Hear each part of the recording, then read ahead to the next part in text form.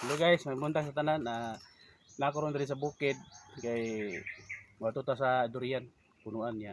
Atong tanaw ng durian ron kung nabay bunga o wala.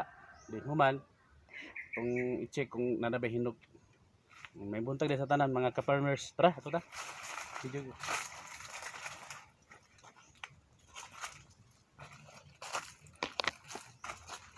Dagkan na magtagak gayo.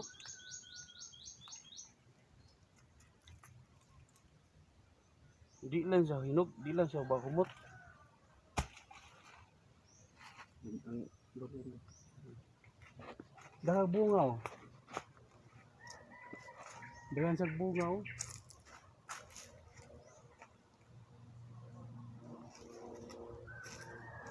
Kuna po. Guys, siguro kuha pa siguro ni. Siguro ma-harvest siguro ni mga next month pa siguro ni ma-harvest siguro.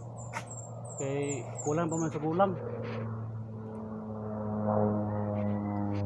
Pero daghan siya buwan, daghan na siya mga tagak. No, mga tagak niya oh. Oh. Guys, oh, mga tagak oh. So di man sa humot.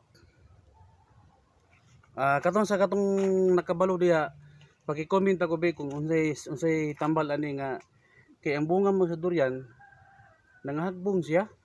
Nangahagbong siya ba pero dagko naman. Pero di lang siya humot, dili lang mahinog.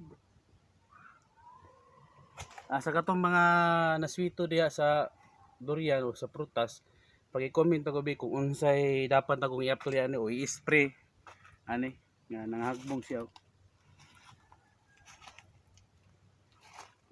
Kini nga durian guys, mo ni siya gitawag og D101. D101 din siya nga durian. So bulan pa siguro ma-harvest ni. Sige, thank you for watching.